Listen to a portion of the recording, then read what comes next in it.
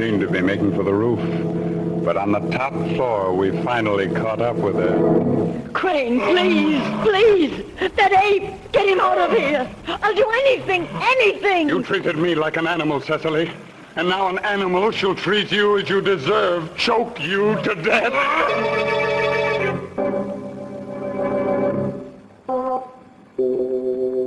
Midnight, the witching hour, when the night is darkest and our fears the strongest, our strength at its lowest ebb. Midnight, when the graves gape open and death strikes. How? You'll learn the answer in just a moment in The Ape Song.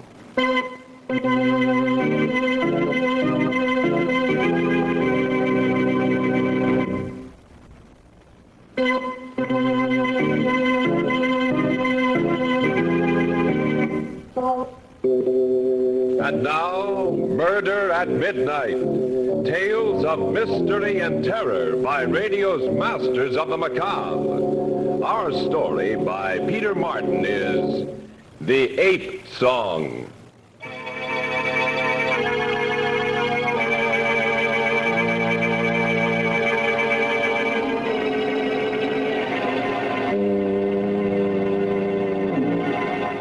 Night and fog shroud a nondescript freighter just in from Africa and now unloading its cargo in New York Harbor. Down in the ship's deepest hold stands Crane Folliot, the famous big game hunter.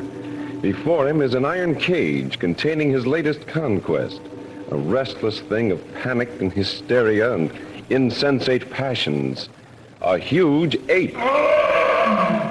Quiet. Don't be afraid. I'm not going to kill you, hurt you. I've killed too much already. And besides, I need you to live, need your help. And that's better. Yes, my friend, you shall live to save me from death. A death in life. I'll be taking them off in a minute. Huh? Oh, good. Lucky thing we were able to get a hold of another truck. Why the university forgot to send their truck is beyond me. Still, I don't think keeping the animal in my cellar overnight will harm him or anybody. Look at him shake, though. He's scared. Well, not scared exactly. That's because, like all apes taken from their natural habitat, he imagines he's in the presence of death. Death? Yes.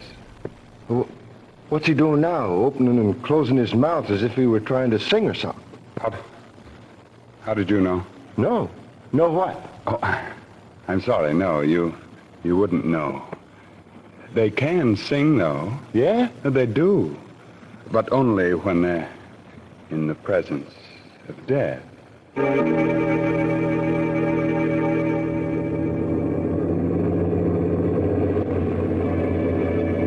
We rode home through the foggy night in the truck, the ape and I.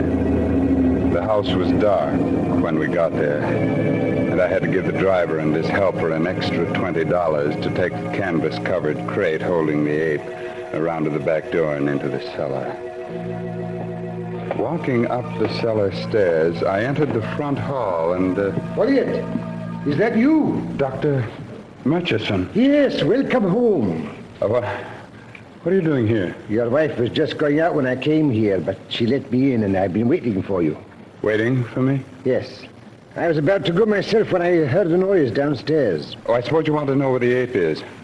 Well, he's downstairs in the cellar. I see. Folliot, why did you bring the ape here rather than to my laboratory? Well, the laboratory truck never arrived. What? It's impossible. I personally arranged for it to meet you at the pier. Why are you questioning me, Dr. Murchison? You don't really think I want an ape as a house guest, do you? The only thing I was interested in was to get the ape to a safe place until morning. Then I was going to call you. I see. Can't you wait to start cutting him up, whatever you intend to do with him? You want to take him with you now? Well, you know that's impossible, Folliot. And you know we don't intend to cut him up. Well, I'm sorry, Doctor, but the strain taking care of him, you know what delicate animals they are. Won't you come into my study and we can talk? Thanks, Folliot, but now that I know he's safe, I must be running along. As you wish. When When will you send the truck around? Take him to the laboratory. Around noon, I should say. Good. Get some sleep, man. You look terribly tired. Yes, good, peaceful sleep at last. Hello, someone's at the door. Yes, I imagine it's my wife. Oh, Crane, Hello, Cecily. you're back. Yes. Why? Why? That's a strange question. You know Dr. Murchison, don't you? Yes. I was just about to leave, Mrs. Folliet. You must excuse my wife, Doctor. She's so pleased at seeing me that she's forgotten her manners. I understand. Well, I'll be in touch with you. Right? Good night, Mrs. Folliet. Good night. Crane, you promised you'd stay away until November. Yes, I know I did. But the thought of you all alone in this big house doing nothing but waiting for me to return to your welcoming arms. What else could I do but rush home as quickly as I could, my dear? Don't be sarcastic, Crane. On the contrary, my dear. I'm not being half as sarcastic as I'd like to be.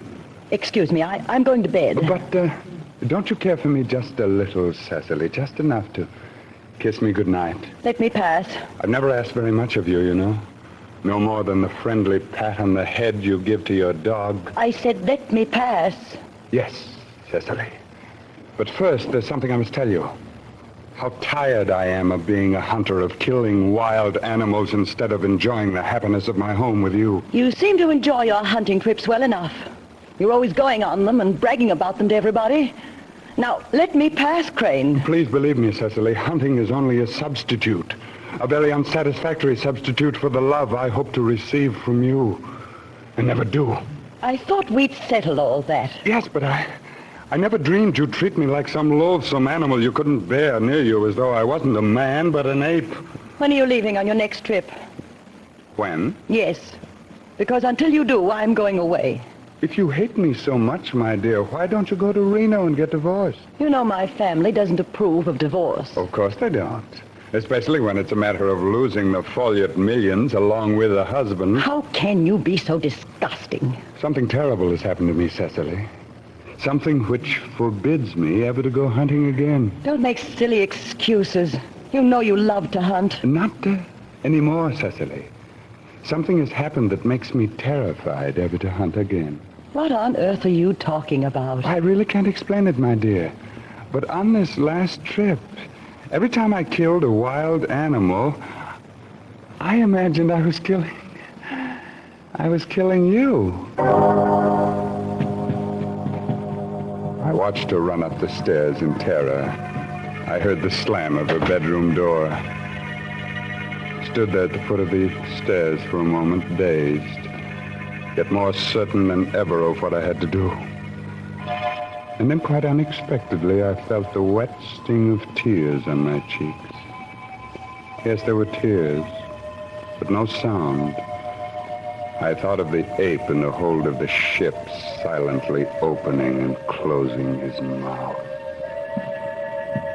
Some outside force seemed to be guiding me now, as though I was a mechanically controlled robot. I began walking down the hallway to the cellar door. The darkness didn't frighten me. It was my friend. I went down the cellar steps in perfect calm, never thinking to snap on the light. No, it was the darkness that soothed me, whispered to me. The darkness and the presence of my friend. He sensed me, of course. And more than that, he expected me. He knew I was coming. I went to him. There he was, outlined in the dim light of a faraway street lamp, coming into the cellar from the grating over my head. Yes, my friend. You want to be free, don't you? Yes, and why not be free? But before I let you out of your cage, we must understand each other. There is a price you must pay for your freedom. Am I really being so unreasonable? Listen, You shall do what I command you to do, with an ecstasy of satisfaction. Do you hear? For this time it is no animal you will see die, but a human being. And more than that, my friend, you will not only see her die, but you yourself shall kill her, shall avenge all the terrible deaths I have dealt your fellow brothers of the animal kingdom. I see you are pleased, and you should be. Didn't I kill your mate? But I tell you, Cecily drove me to it in my need to quench my murder lust against her. And now, my friend, you shall act as my conscience. You shall kill Cecily in revenge. Your spirit shall be my spirit, and Cecily will die. Yes, you do understand. Here in my hand is the key to your cage, the key to your freedom, and mine. We have made our bargain, haven't we? Yes. We understand each other as though we were two brothers. Yes. Come on. Now, upstairs to her room. It is there that you shall sing at last. Yes, your song of freedom, your ape song. And so man and ape start for the room of their victim. Start up the stairs side by side in the darkness as the clock strikes 12 for murder at midnight.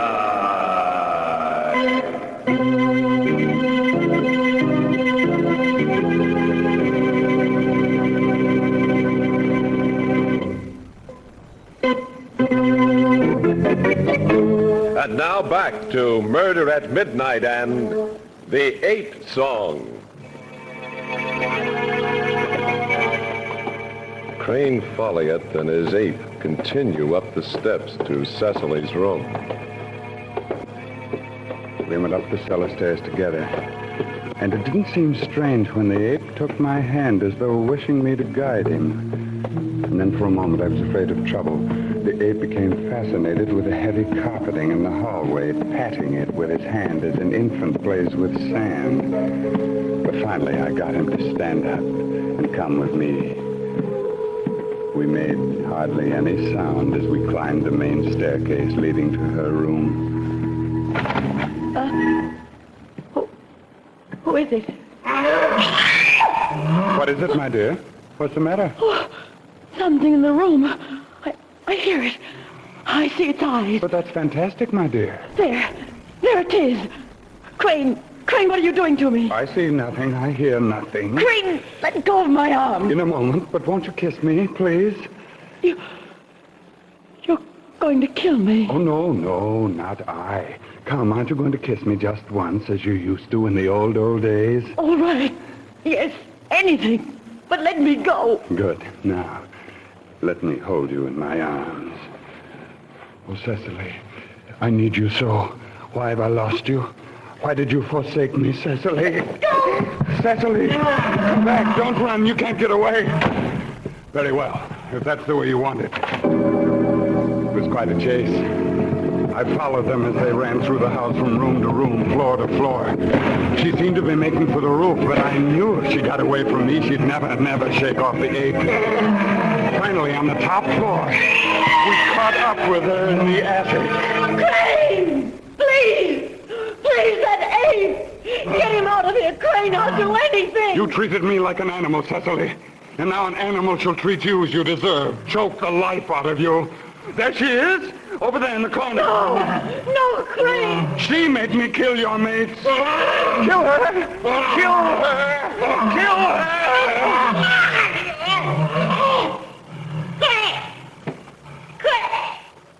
Goodbye, Cecily.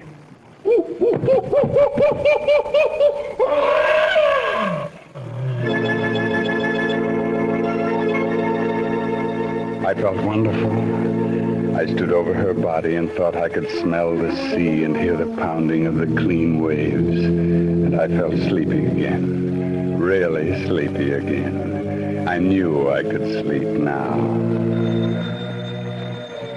I don't know how long I stood there or how long the doorbell was ringing. until I remembered that it wasn't I that had killed her, but the ape. I was safe. Why not go downstairs and open the door?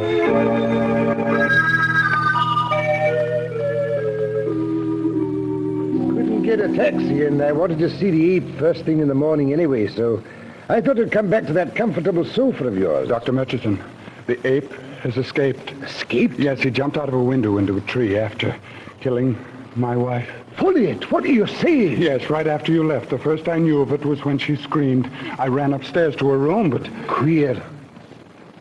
What was that? I merely said it was queer.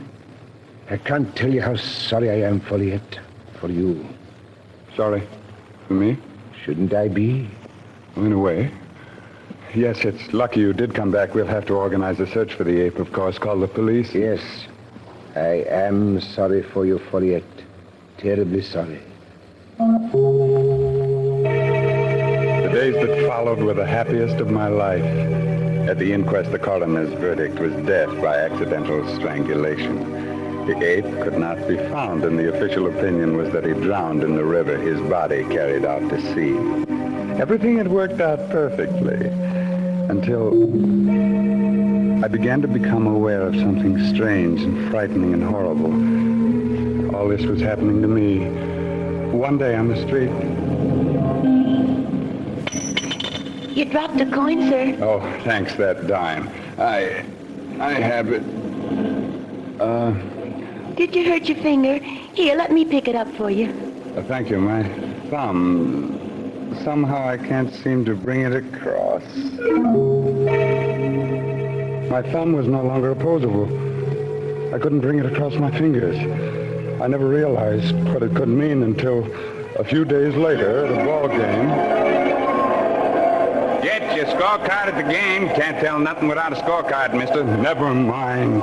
Come on, mister. Only a dime a scorecard. You don't want to spoil the pleasure of the game just for a dime, do you? Move on, you idiot. Yeah, who are you, a quiz kid or something? I said get out of here. Take your hands off of me, you ape, you! What was happening to me? I could hardly force myself to think about it, but I had to, especially after what happened at my club. I say there, Folliot, old man. Have a seat in the check. Thank you, Sam, but I've got to be going. Yes, of course. I see. You see what? Lumbago, huh? Can't straighten up your back. Going to a doctor, huh? You think it would help, do you? I don't know.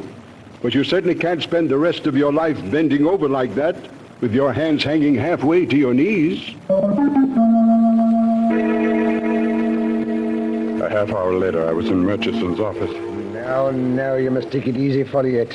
We all have our off days, you know. You've got to help me, Dr. Murchison. You don't know what I'm going through. I wonder. You do look rather... I can't stand wearing shoes anymore. They torture me. And I can't straighten my back up. Have you ever had rheumatism? Any severe back injury? Rheumatism? You sit there talking like that when I've caught myself making sounds like an ape? Don't you realize what's happening? That's what I'm becoming, an ape. You're a psychiatrist, aren't you? Well, do something. You've got to do something. Quit your whimpering and listen. I can help you, but only if you cooperate. I'll do anything. Admit you arranged for your wife's murder. What? With the ape's help. Everything points to it, Folliot. Bringing the ape to your house, your strange behavior before and after I left. And now the transference. I don't know what you're talking about. It's quite simple. Arranging for the ape to strangle your wife put you legally in the clear. But you can't strangle your guilt. You can only suppress it. And unconsciously in your guilt, you have taken on the actual characteristics of the ape. If you say that again, I'll kill you. Killing me would only prove your guilt twice over. Be sensible, Folliot.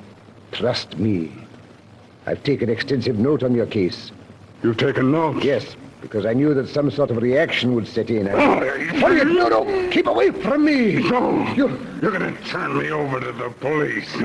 You're against me, too. Everyone's against me, trying to hunt me down, but you won't get me. You won't. Please stop.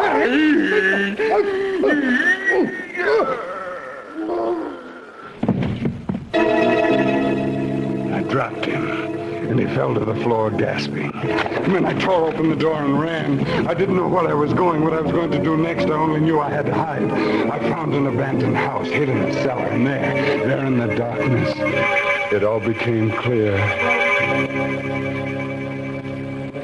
Ape. The ape who had killed Cecily. I was the ape.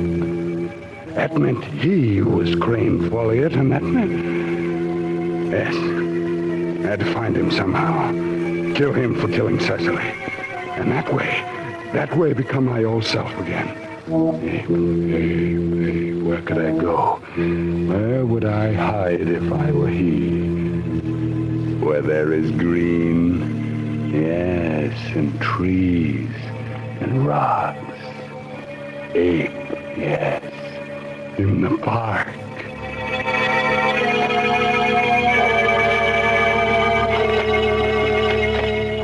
At night in the park, I threw off my shoes and walked barefoot, concealed in the night as I hunted my mortal enemy.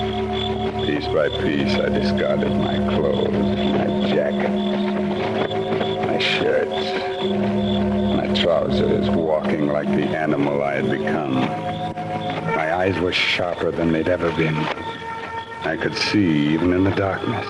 And then, as the moon started to go down, I climbed a ridge. There were cages, stone houses, the zoo. And then I heard something that made the hair prickle on the back of my neck. My fingers itched and my body shook as I heard the sound that told me I had found my enemy, the ape. I jumped down toward the sounds, my lips puffing in and out with my heavy breathing, my head pounding like a trip hammer, my entire body aflame with the hot blood of murder. I ran to where the sounds came from, and there was a locked steel door. The ape was snarling, daring me to come near him. I ran around to the other side, wrenched a fire axe from the wall, and came back to the door. I smashed at the lock with the sharp edge of the axe, opened the door, and leaped into the cage. He reared at me with his hind legs, and I sprang at his throat. Holy Moses! Jake, get your gun, quick! There's a man in there! Hurry up now!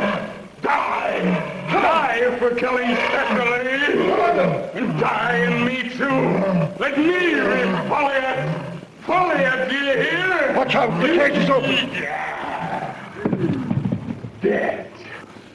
Yes, dead. And I free!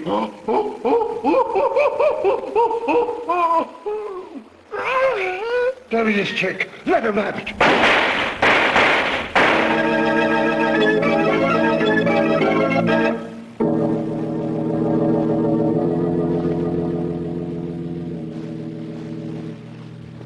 Yes, it's he. I pronounce him dead. Who'd have thought a man could make a sound like that? It was dark and we thought the ape had killed him, so Jake just fired. What gets me is his trying to kill an ape with his bare hands and doing it. To his crazed mind, this was the same ape he provoked into killing his wife. I'll never forget that sound as long as I live. Never. The complete transference into ape. Yet he could have been saved. Look at them lying on the ground. Too bad we couldn't have gotten here a minute sooner. Sure left an easy trail, dropping his shoes and clothes after him piece by piece. Ape and man on the ground, side by side. It ain't pretty. His toes turned in, puffs of hair from the ape's throat still clutched between his fingers, his teeth biting into his lower lip. Poor Folliot. Or should I say poor humans? How close to animals we really are. Two bodies lying side by side in the darkness, with no one to say which was the victim. As the clock strikes 12 for murder at midnight.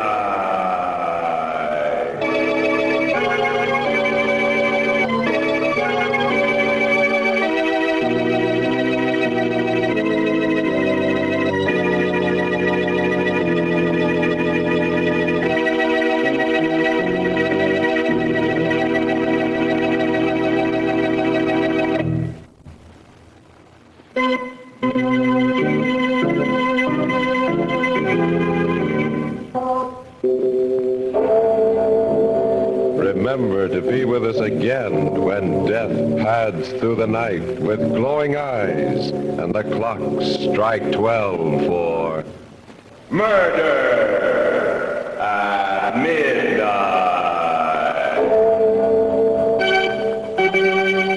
The part of the big game hunter was played by Raymond Edward Johnson. With music by Charles Paul, Murder at Midnight was directed by Anton M. Leader.